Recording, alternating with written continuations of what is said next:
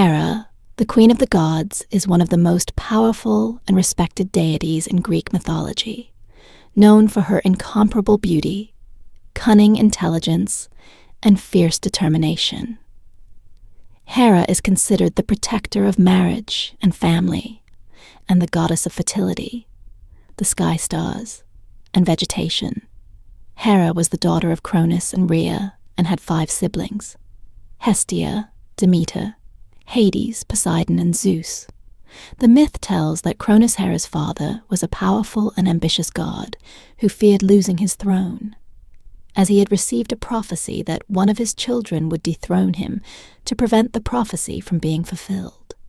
The Titan decided to swallow his children at the moment of their birth.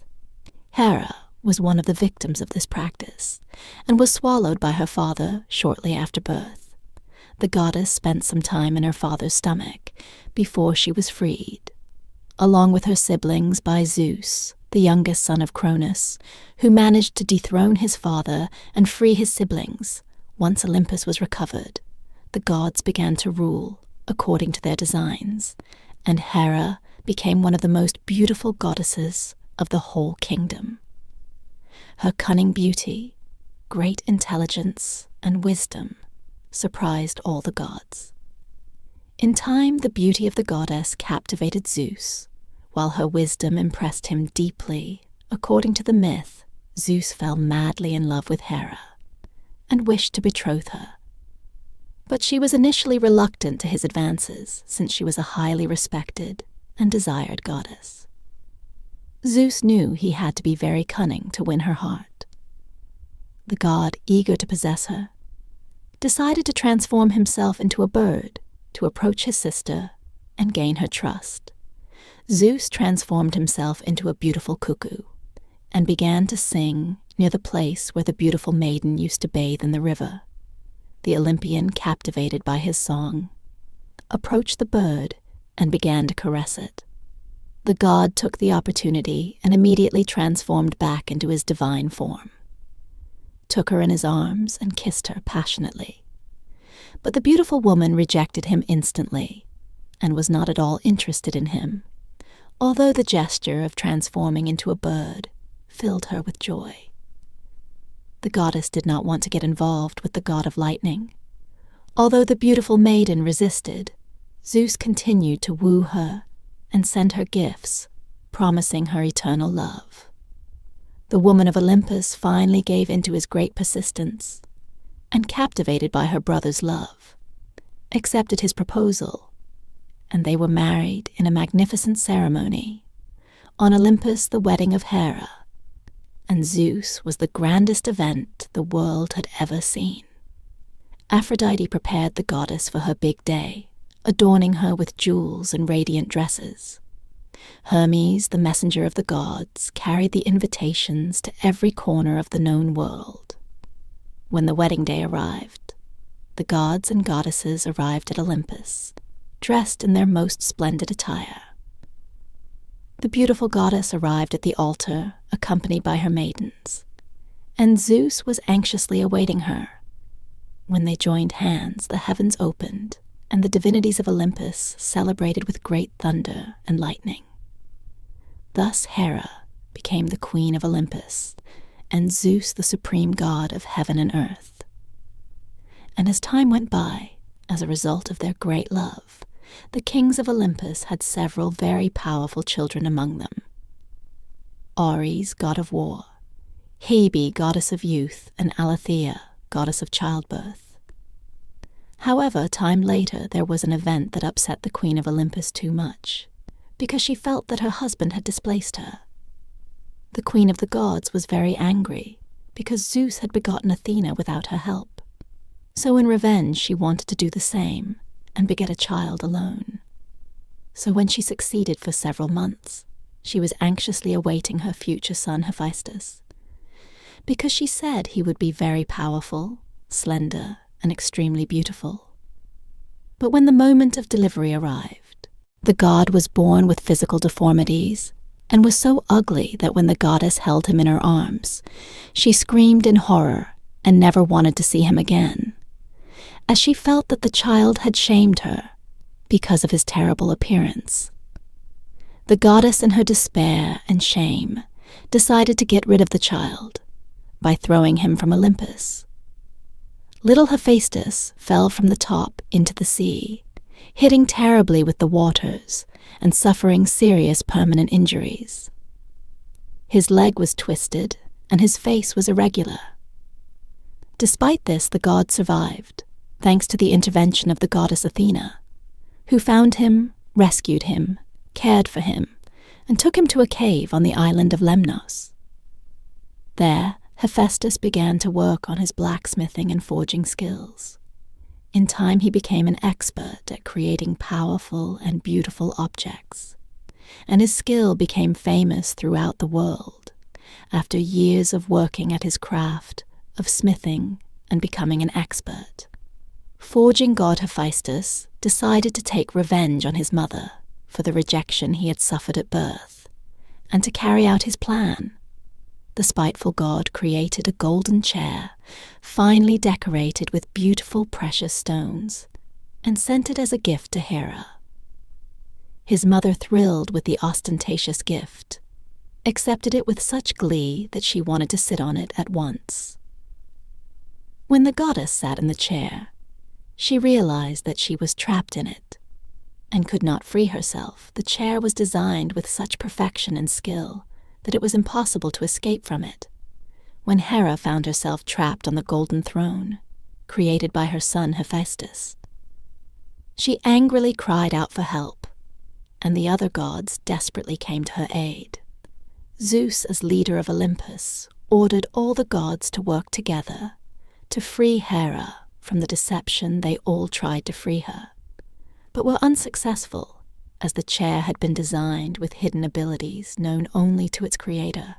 Finally, Hephaestus appeared before the other gods and demanded that they accept him back into Olympus. The man of the forges resented the rejection and shame he had suffered at birth, and wanted to make sure that they accepted him as he was, despite his terrible appearance, and above all, that he be respected as a great god. Like his brothers, Zeus accepted. Hephaestus conditions, in order that the goddess be released from the ill-fated throne. Hera, realizing her son's skill and cunning, accepted the condition and apologized to him for his refusal. Hephaestus was welcomed back to Olympus as a god respected and admired for his skills and achievements, becoming one of the most powerful and important gods of the pantheon. On the other hand, the story goes that at a wedding banquet on Olympus HERA'S, the goddess of discord threw a golden apple with the inscription, "For the most beautiful," into the middle of the room as revenge for not being invited, which caused a great dispute among the goddesses. Hera, Athena, and Aphrodite claimed the apple for themselves, and began to argue over who was the most beautiful goddess on Olympus. The uproar was so great that Zeus had to intervene to settle the dispute. The king decided that the Trojan prince Paris, known for his beauty and youth, would be in charge of choosing which of the goddesses was the most beautiful. The queen of Olympus knew. She had to make sure that Paris, who was assigned the role of judge, chose her beauty over that of the other two goddesses. So the cunning goddess decided to offer a reward to the prince that he could not resist. She told him that if he chose her, he would rule with success and wealth forever. However, Athena also offered him a great reward. With the desire to be chosen, she promised him that he would be a brave and skilled warrior above any other man and god if he decreed that she was the most beautiful of the goddesses. Aphrodite, the goddess of love, instead made him an irresistible offer. She offered him the love of the most beautiful woman in the world, Helen, the wife of King Menelaus of Sparta. Paris, delighted with the proposal of the goddess of love, finally chose her as the winner, receiving the title of the most beautiful woman in the world for fulfilling his part. The prince received Helen as his reward, and when he had the opportunity, he claimed his prize and kidnapped the beautiful maiden. This disastrous deed triggered the terrible Trojan War, which lasted 10 years. Herodotus was undoubtedly very displeased by Paris' decision, and from that moment she felt a great hatred towards the Trojans, and of course, she proposed to destroy them. When the war was going on, the gods intervened according to her wishes, and Zeus, as defender of the Trojans, sought to help them at all times during the battle. Hera knew that if the Trojans received the support of the king of Olympus, victory in the war would be assured for them. For this reason, she decided to take drastic measures to ensure that Zeus would not interfere in the battle. In favor of the enemies, the divine maiden prepared for her plan, and appeared before the king in all her splendor, using all her beauty and skill to seduce him. Hera used her influence on Olympus to convince the god to take a break and give in to her desires. Zeus, seduced by the beauty of his wife, acceded to the request, eager to be with her. Thus, after consummating his desire, he fell fast asleep, while the Greeks advanced in battle. The wife of the king of Olympus had achieved her goal, at least temporarily, as the absence of Zeus allowed the Greeks to gain an advantage in the battle, although the Olympian finally woke up and returned to the fray. His temporary absence had been enough to turn the tide of the war. However, the goddess' intervention was not enough to win the fight. So to achieve her goal, Hera sent her son, Ares the god of war, to inspire and manipulate Hector to fight against Achilles. In addition, the queen asked the god Hephaestus to make armor and a shield for Achilles, which further increased his power in the war. Hector fell into the trap of the vengeful woman and engaged the hero in an epic battle. Although Hector fought valiantly, he was unfortunately defeated by Achilles and died on the battlefield. The goddess celebrated the victory of the Greeks, for her plan of manipulation had worked, and so, after many years of constant conflict, the Greeks finally took the victory, thus destroying the Trojan side, with which Hera was very satisfied. Over time, Zeus and Hera's relationship had many ups and downs in the future. The king's infidelities and his wife's jealousy often created tensions in their marriage, and the power struggles on Olympus also led to many conflicts between them. Thus, one of Shu's first love affairs was with the beautiful maiden Leto. It is said that one day the god noticed the beautiful figure of the girl, and breaking with his engagement, decided to have an affair with the woman. Hera, jealous, was furious at her husband's deception and sought revenge against Leto the goddess. As soon as she learned that the mistress was on tape, forbade her to give birth to her children anywhere on earth, which left the young woman desperate and not knowing where to find shelter. The young woman traveled around the world in search of a safe place for childbirth, but was rejected everywhere for fear of Hera's wrath.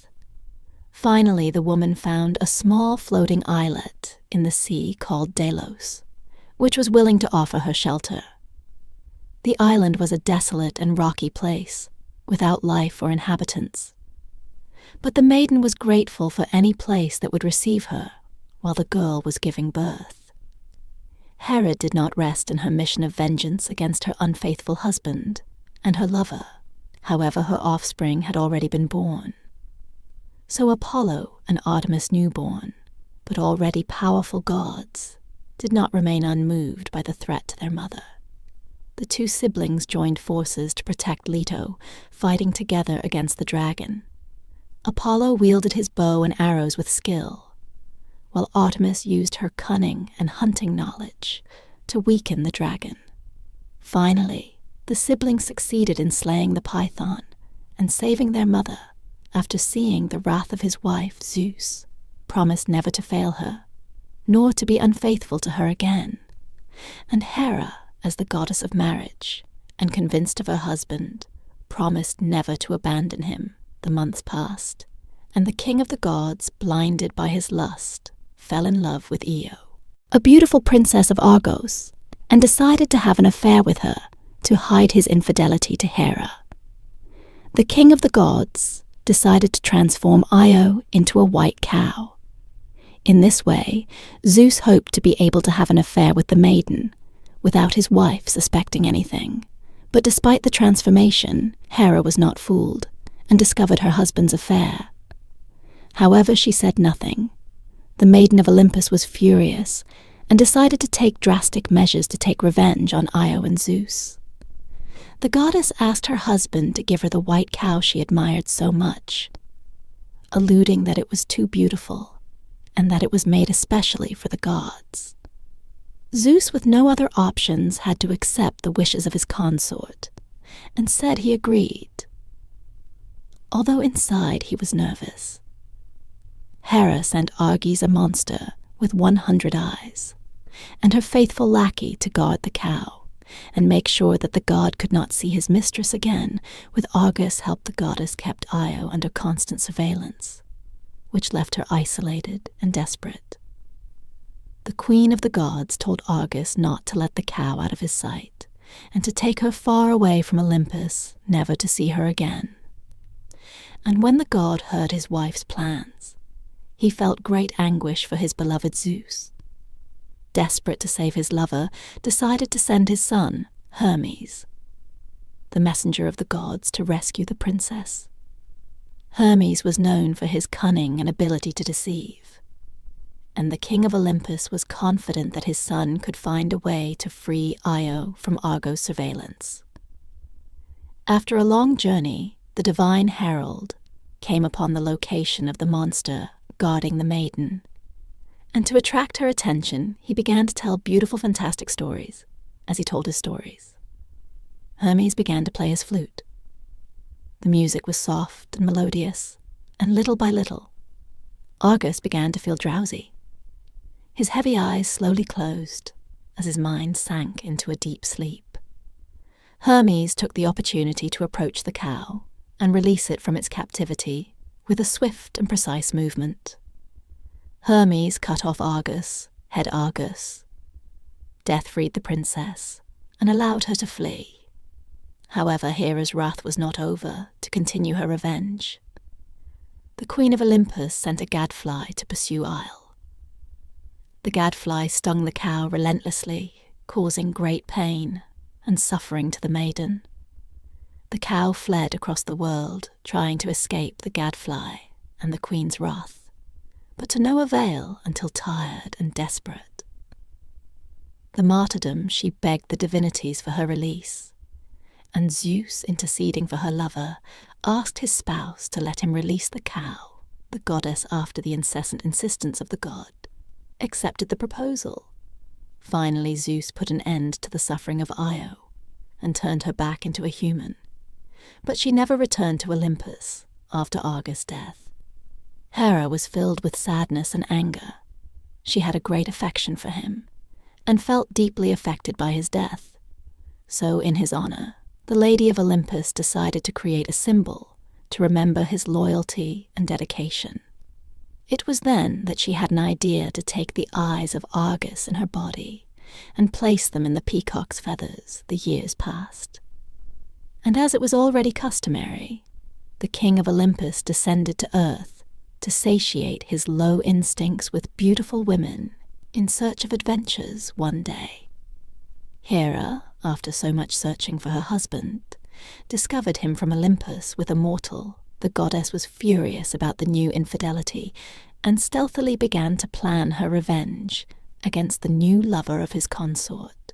The young mortal Semele, Hera, disguised herself as an old woman and approached the young woman.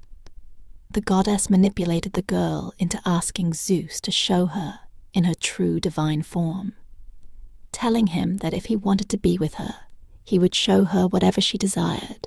Not knowing the old woman's true identity, Semele heeded him, and in one of her encounters with the god, asked him to reveal her true divine form.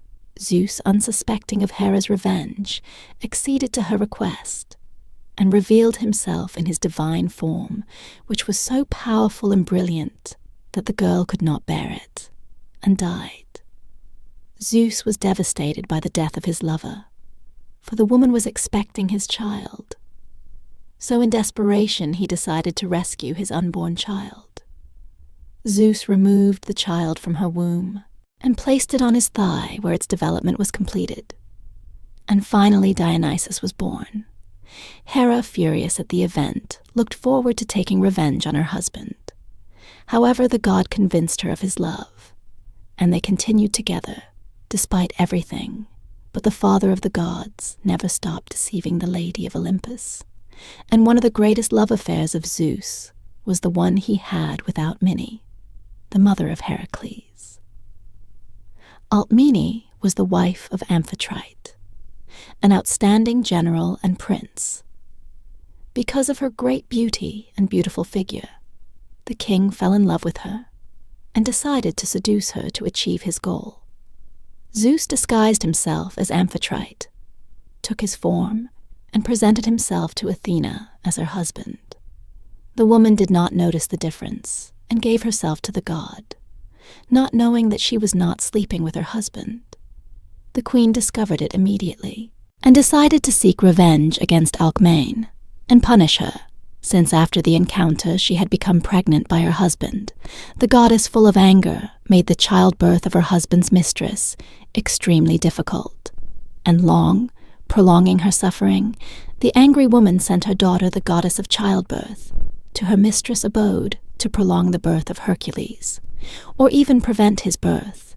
But Alcmene's maid intervened and deceived the goddess by telling her that the child had already been born, which made Alethea desist from the spell, despite Hera's efforts.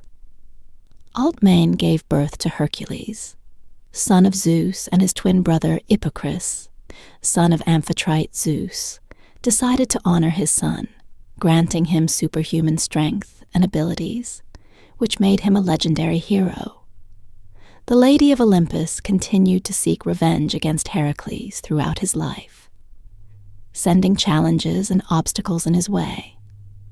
The goddess drove him temporarily mad and killed his wife and children, and as penance for his terrible crimes, Heracles was subjected to 12 years of additional labor, which included the capture of Cerberus, the three-headed dog that guarded the entrance to the underworld. Despite his many challenges, Heracles finally managed to win the favor of the goddess by aiding her in a battle against the giants. The queen of the gods granted him immortality and became his protector, the king of Olympus. Although his marriage to Hera was hanging by a thread, his infidelities were more and more constant. Hera was jealous of Zeus, loved for other women, and constantly tried to challenge him. At one point, the goddess could not stand her anger and joined Poseidon and Athena to plan a coup against Zeus and take control of Olympus. The other divinities accepted the queen's proposal because for a long time the king was ruling with so much evil and severity to gods and mortals. So they believed that he should no longer be the ruler. They hated the god so much that they wanted to kill him forever. They were planning his downfall, and one night, while the god was resting, they put into practice their sinister plan. Hera, Poseidon, and Athena trapped him in his bed, tied him with powerful chains so that he could not release the lightning bolts he possessed. And thus, as soon as the king of the gods woke up and found himself bound, he cried desperately for his freedom. However, the divinities, far from helping him, mocked him. And being there, they voted to see who would be the new ruler of Olympus. Thetis, seeing the rebellion of the gods, ran to seek help where the giant Briareio, and how faithful the lackey of Zeus faced the gods, and freed him from the powerful chains that immobilized him. The Olympian regained his strength and conspired against his enemies, punishing them with the harshest of penalties for betraying him, while for the leader of the rebellion, his wife, the goddess Hera, a heartbreaking punishment awaited her.